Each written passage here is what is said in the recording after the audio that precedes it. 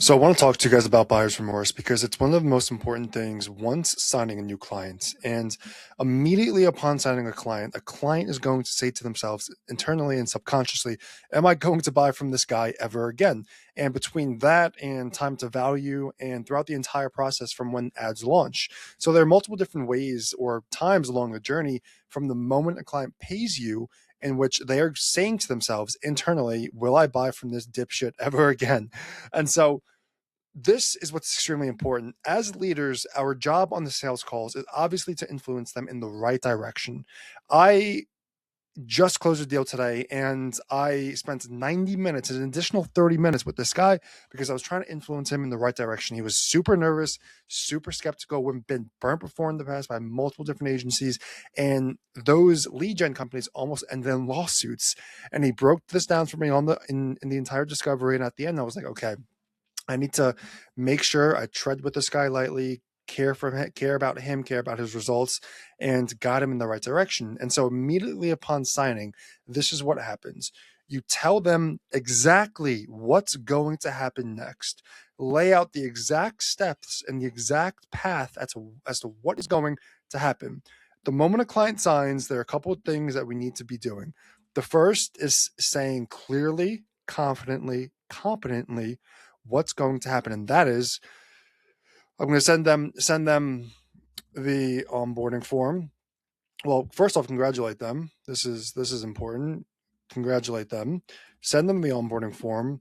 Schedule onboarding call. Invite them to communication channels.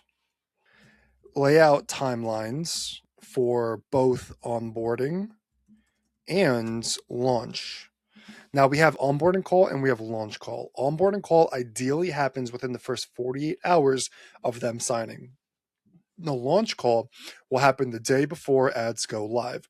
And so you can lay this out when signing and be like, cool. So average date from right now to ads being launched is roughly 7 to 10 days. Of course, we'd like to do it sooner. So this is a reciprocal relationship. First off, congratulations. And we're going to need your communication, your trust, and essentially your cooperation throughout the entire journey until ads launch, right? So you want to guide them. You want to say, hey, this is exactly what's going to happen. People like to put their trust in people they're confident in. Guys, think logically for a second. Would you rather buy from someone who's super, well, let's think about the extremes.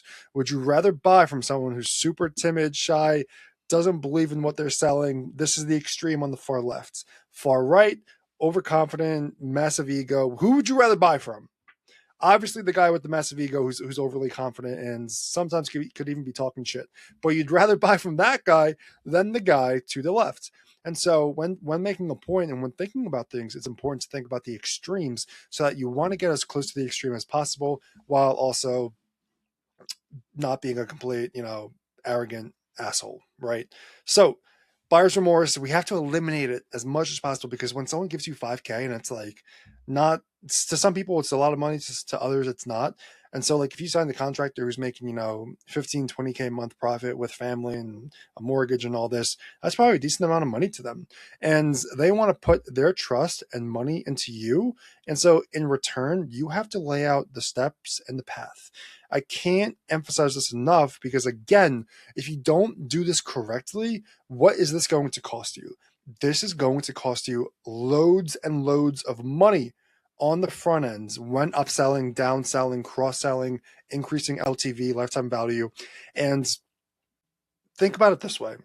If I sign a marketing company, right? If I sign a company to run my YouTube, run my SEO, or whatever it is I'm doing, if I in that moment, I'm just learning. I'm just learning in that moment. They are basically guiding me under their control.